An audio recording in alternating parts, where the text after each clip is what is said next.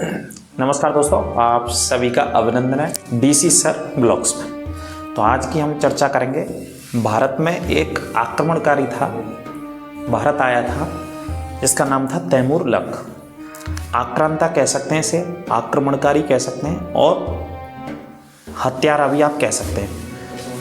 Taimur lung 14वीं सदी का बहुत योग्य और ताकतवर शासक तैमूर लंग को कह सकते हैं हम। तैमूर लंग उज्बेकिस्तान यानी कि मध्य एशिया से इराक होते हुए भारत में प्रवेश किया था उसने, और भारत आया था 17 दिसंबर 1398 को।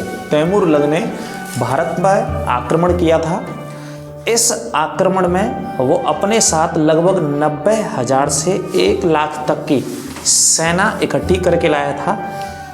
और जैसे जैसे रास्ते में उसने भारत में प्रवेश किया, चूँकि बहुत क्रूर शासक था तैमूर लंग इस वजह से नाम है चूँकि अपने ही दिनों में वो अपने देश में एक आक्रमण में घायल हो गया था, तो एक पैर उसका कट गया था। इस वजह से उसे दिव्यांग अथवा लंग नाम पड़ा, मतलब एक पैर से अपाहिज था वो। तो 1 लाख सैनिकों को लेकर के उसने भारत पर चढ़ाई की, जैसे आक्रमण के शब्दों में चढ़ाई कहा जाता है। 1 लाख सैनिकों के साथ वो इराक होते हुए मध्य एशिया से भारत में प्रवेश करता है और मध्य एशिया के एक बहुत बड़े हिस्से को उसने जीत लिया था। अपराजय व्यक्ति था वो। बहुत बड़े हिस्से को जीतने के बाद 17 दिसंबर की वो तारीख थी, 17 दिसंबर 1398 को उसने आक्रमण किया था दिल्ली पर। और उस समय दिल्ली में जो सत्ता थी वो तुगलक वंश की सत्ता दिल्ली में चल रही थी। और तुगलक वंश में जो शासक था वो महमूद शाह नाम का शासक था, और मल्लू इकबाल उसका वजीर था। महमूद शाह का मल्लू इकबाल बोले तो कौन था? वजीर मतलब प्रधानमंत्री था। 1388 में फिरोज शाह तुगलक की मृत्यु होने के बाद दिल्ली की जो सत्ता थी, दिल्ली की जो शक्ति थी, वो बिल्कुल की बिल्कुल धराशायी हो गई थी, बिल्कुल पतन हो गया था। तो इसी का फ़ायदा उठा करके 17 दिसंबर 1398 को तैमूर लंग ने दिल्ली पर आक्रमण किया, महमूद शाह पर आक्रमण किया जो तुगलक वंश का शासक था, और उसका वजीर था मल्लू इकबाल। इन्होंने सामना किया।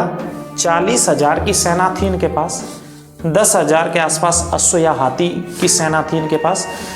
इधर तैमूर लंग की जो सेना थी वो सेना कितनी थी? लगभग 1,90,000 से 1 लाख लोग थे तैमूर लंग की सेना के साथ। तो दिल्ली अथवा दिल्ली के पास का मेरठ का इलाका, वहाँ पर उसने आक्रमण किया और इतने क्रूर तरीके से लोगों का कत्लेआम किया। दिल्ली की सड़कों पर, अथवा जो यमुना नदी बहती है हमारी दिल्ली से होकर के, यमुना नदी लाशों का ढेर बन गई थी। इस पैमाने पर लोगों को काट करके मारा था, लोगों की गर्दनों को काट दिया था। और गर्दनों के बाद जो धड़ छोड़ दिए गए थे तैमूर लंग की सेना के द्वारा, भारत के इस शासक के समय में धड़ छोड़ दिए गए थे, जो शरीर छोड़ दिया गया था वो पक्षियों के लिए छोड़ दिया गया था। विभिन्न प्रकार के अलग अलग पक्षी उन लाशों को नोच नोच करके खा गए थे, ऐसा इतिहास में हम पढ़ते हैं। तो बहुत ही क्रूर और हत्यारा आक्रमणकारी था, जिसने 17 दिसंबर 1398 को दिल्ली की सड़कों अथवा मेरठ की सड़कों पर कत्लेआम मचा दिया था। लगभग 15 दिनों तक वो दिल्ली में रहा था, और 15 दिनों में उसने खून से, कह सकते हैं खून से, यमुना नदी को तो बिल्कुल भर दिया था, लाशों से बिल्कुल यमुना नदी को भर दिया था तैमूर लंग ने। तो तैमूर लंग का ये आक्रमण था। उसके बाद वो वापस लौट जाता है यहाँ से, इतने बड़े पैमाने पर आक्रमण करके।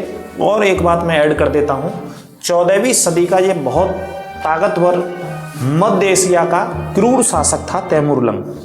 ये अपने आप को 100 वर्ष पहले के एक शासक चंगेज़ खान से जोड़ता है। चंगेज़ खान जो कि 1221 में दिल्ली की सीमा पर देखा गया था, उसी क्रम में तैमूर लंग भी उसी सिंधु नदी को पार करके इसकी सेना दिल्ली में प्रवेश की थी। तो 15 दिनों तक रुक करके सड़कों पर कत्लेआम करके जब वापस लौट गया था। तो भारत के इतिहास में से पढ़ा जाता है, लगभग दिल्ली को उभरने में इस हत्याकांड से लगभग 100 सालों का समय लग गया था। इसने फ़ायदा उठाया था तुगलक वंश की अशांति का, अस्थिरता का फ़ायदा इसने उठाया था भारत पर आक्रमण करते समय। वर्तमान में उज्बेकिस्तान के समरकंद शहर में तैमूर लंग की समाधि अथवा मकबरा स्थित है, जो कि समरकंद का जाना माना उस समय का शासक कहा जाता था तैमूर लंग। इसके बचपन का नाम तैमूचीन था, ठीक है, इस बात को भी याद रखना। और इसमें करीना कपूर वाला तैमूर लंग नहीं है जी, ये वो तैमूर लंग था जो शासक था, उसके विषय में मैंने आपको बताया है, जो कि क्रूर शासक था। इसने भारत के लोगों को बहुत बेरहमी से हत्या इसकी कर दी थी। तो ये हमारी एक शॉर्ट वीडियो थी इसी आक्रमण पर, ठीक है। समरकंद में यदि समाधि के बारे में जैसे पूछा जाता है तो समाधि इसकी उज्बेकिस्तान समरकंद में ही स्थित है। 1336 में इसका जन्म हुआ था और 1405 में इसकी एक नेचुरल मृत्यु हो गई थी, प्राकृतिक मृत्यु हो गई थी, किसी के मारने से नहीं मरा था। उससे मरने से भी पहले चीन को जीतने की योजना बना रहा था तैमूर लंग। तैमूर लंग वो शासक था कि पूरे एशिया, मध्य एशिया के बहुत बड़े एक भूभाग को इसने जीत लिया था, वो शासक था तैमूर लंग। तैमूर लंग का जो पूर्वज थे वो चंगेज खान था।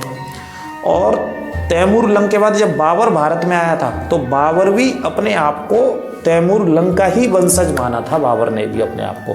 जब बाबर ने भारत में 21 अप्रैल 1526 की लड़ाई पानीपत के मैदान में लड़ी थी, और पानीपत के मैदान में 3 लड़ाइयाँ हुई थी, एक 1526 में, दूसरी 1556 में और तीसरी 1761 में।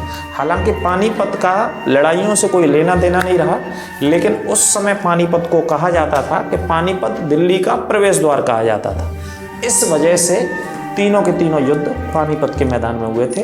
तो ये था आज का वीडियो, हमारा शॉर्ट वीडियो, आपको जानकारी देने के लिए तैमूर लंग के अभियानों के विषय में। इसी प्रकार से इतिहास से जुड़ी हुई चीज़ें हमारे इस शॉर्ट चैनल पर DC सर ब्लॉग्स पर आपको मिलती रहेंगी और अन्य भी बहुत सारी जानकारियाँ मिलती रहेंगी।